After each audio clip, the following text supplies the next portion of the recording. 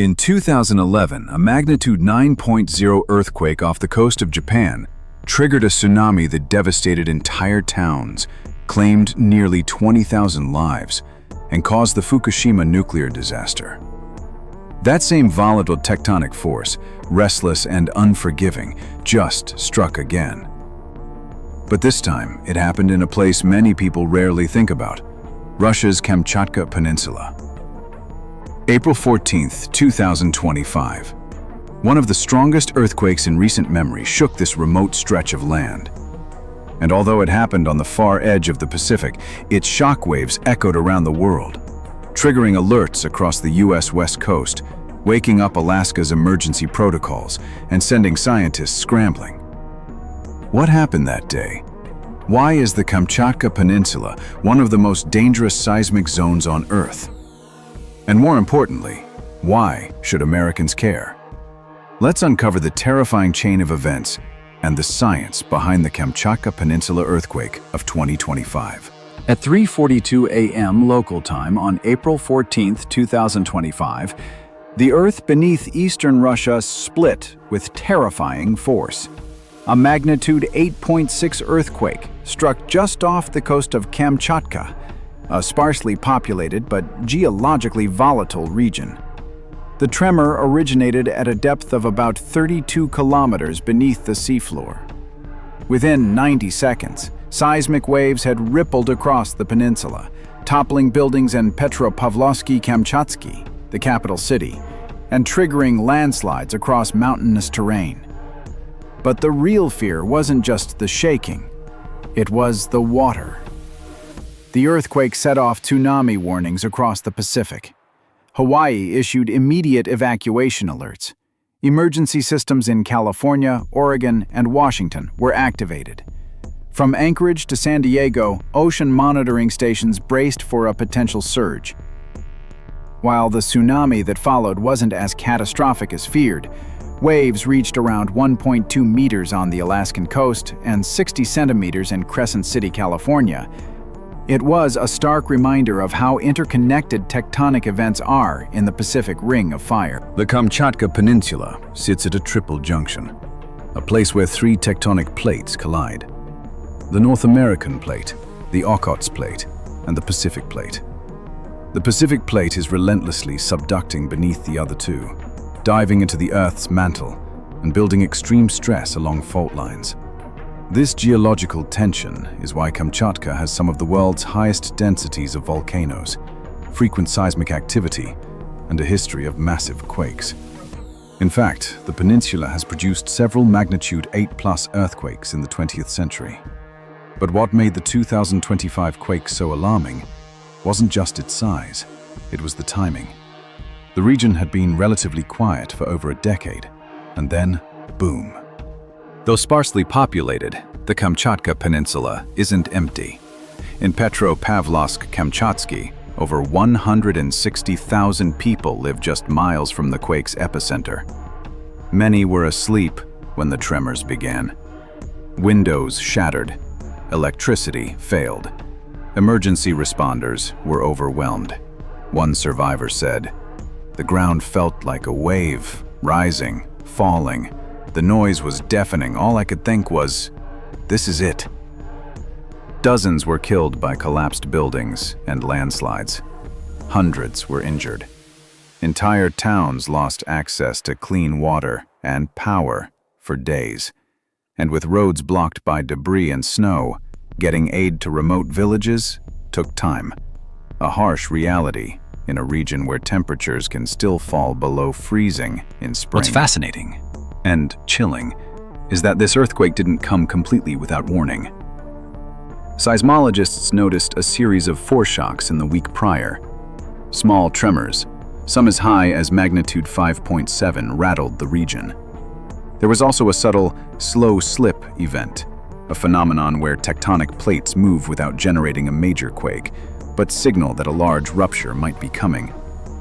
But predicting earthquakes remains one of science's most difficult challenges.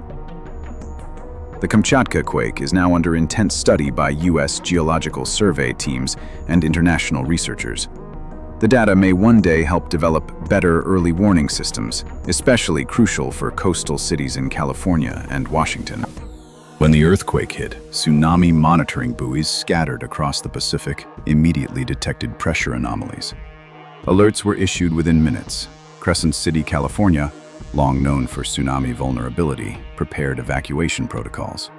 In Alaska, the town of Kodiak issued shelter-in-place orders. The entire Hawaiian chain activated civil defense systems, closing beaches and warning tourists.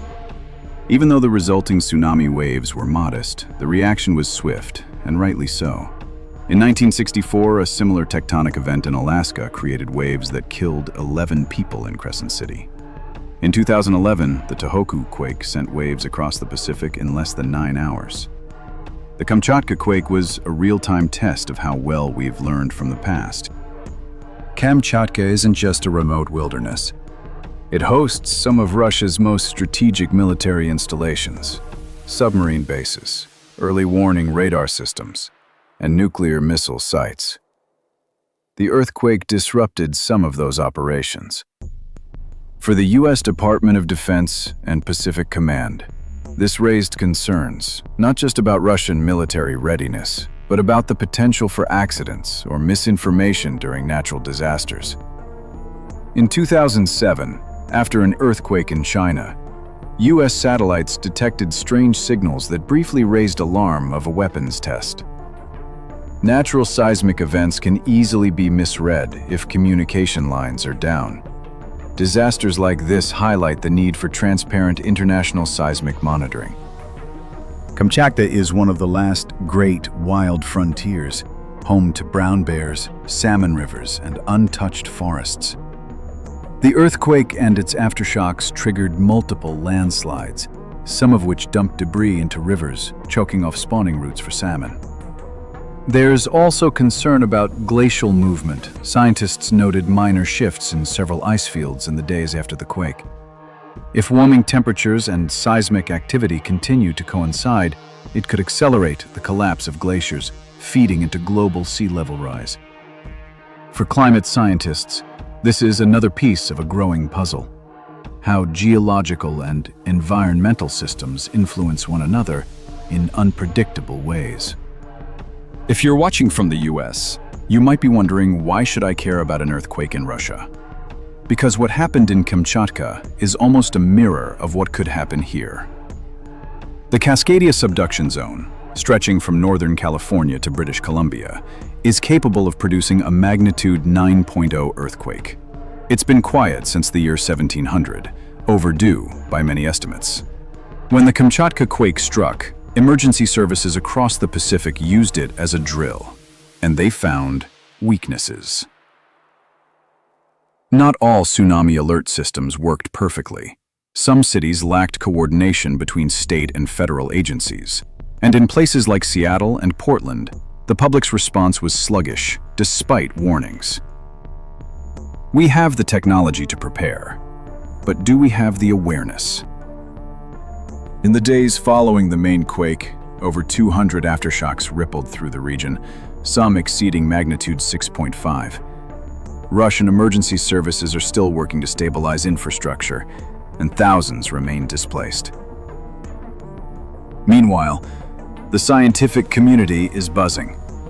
Data from this earthquake could refine tsunami models, improve quake prediction methods, and influence building codes, not just in Russia, but worldwide. Politically, it has opened doors for international cooperation. For a moment, nations often at odds, like the US and Russia, have exchanged data, scientists, and satellite support. Disasters, after all, don't care about borders. The 2025 Kamchatka earthquake wasn't the deadliest quake of the decade, but it might be one of the most important. It reminded us of something we often forget: the Earth is alive, and when it moves, it doesn't ask for permission. We live on fragile ground, tectonic plates floating on molten rock, shifting, pressing, and sometimes snapping without warning. What happened in Kamchatka isn't just Russia's story. It's a warning. A tremor felt not just in the crust of the Earth, but in the bones of our collective memory. The question is, will we listen?